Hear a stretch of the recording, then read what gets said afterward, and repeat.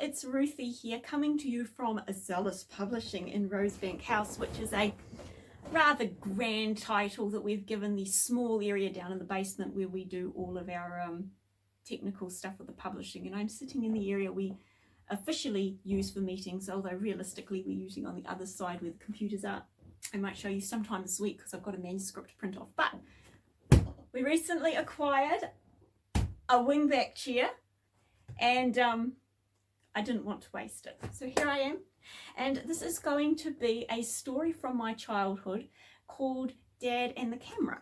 So when I was quite young, we lived in a place called Whangarei, and we lived in this old redwood Californian bungalow because apparently back in the day it was very trendy in New Zealand to build houses in Californian redwood, and I have it on good authority it was quite trendy to build houses in California in New Zealand kauri. So this got quite a good trade going, and we have one of the redwood houses. So anyway,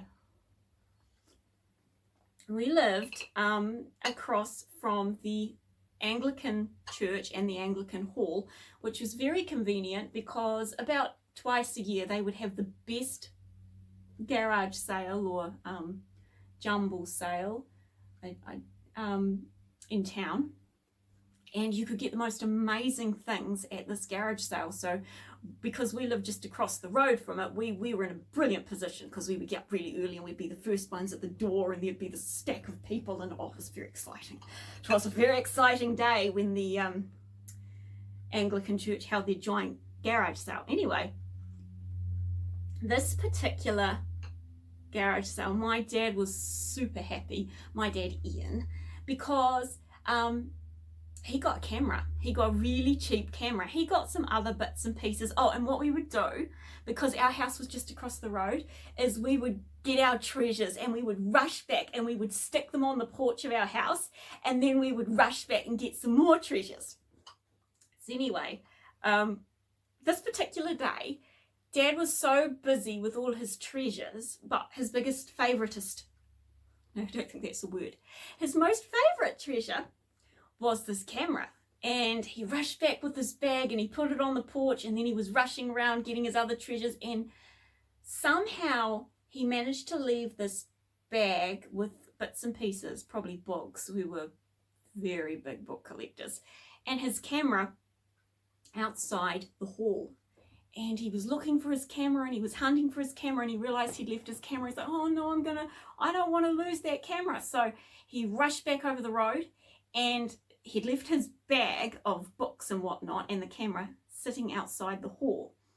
And he looked, I said, oh, thankfully the bag was still there. And then he looked inside the bag, and the books were there and the other things, but no camera. And because someone had stolen it. And then what happened next is just tattooed on my mind. I've never forgotten it. It's one of my clearest childhood memories. My dad looked really, really sad, and he said, and he wasn't being sarcastic and he wasn't being snarky. He just said, wow, he said, can you imagine being the person who stole the camera? Can you imagine not having $5 worth of integrity? Because he paid $5 for this camera. He said, can you imagine not having $5 worth of integrity? And he kept mentioning it throughout the course of the day. He's like, wow, imagine not having $5 worth of integrity. And I think about my dad and that camera quite a lot when I watch the news, because when you're a normal person, you see stuff you hate, but there's nothing you can do about it. And then I think of my dad, and I think of the camera, and I think of how sad he was that someone didn't have $5 worth of integrity. And it makes you realize that the people who are doing the wicked wrong things, they're actually the biggest losers ever. And I was reading in the Bible the other day, and I came across something that really supported this, actually, in the book of Psalms. And it says, better is the little of the righteous than the abundance of many wicked, for the arms of the wicked will be broken, but the Lord sustains the righteous. And it really spoke to me because it made me realize that, all right, there's a lot of things we can't change in the world, But there are a lot of things we can do about ourselves, and we can make sure that we have integrity, and we can make sure that we've got a lot more than $5 worth of integrity.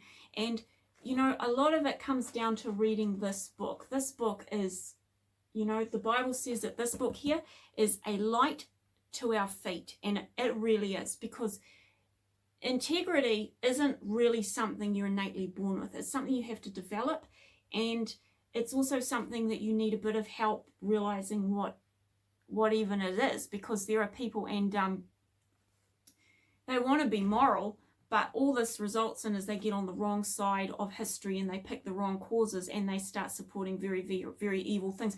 There were people who used to think that slavery was a moral good. I know that sounds insane, but there really were. There were people who thought the abolitionists who were standing up against slavery, they were the really sinful people who were going against the Bible, and the people who were in favor of slavery, they thought that they were the righteous ones. So you got to be really careful that you know what integrity is, and I think the only place we can really find out is from the Bible. But when we have the Bible, and we have the Spirit of truth guiding us, we can have integrity.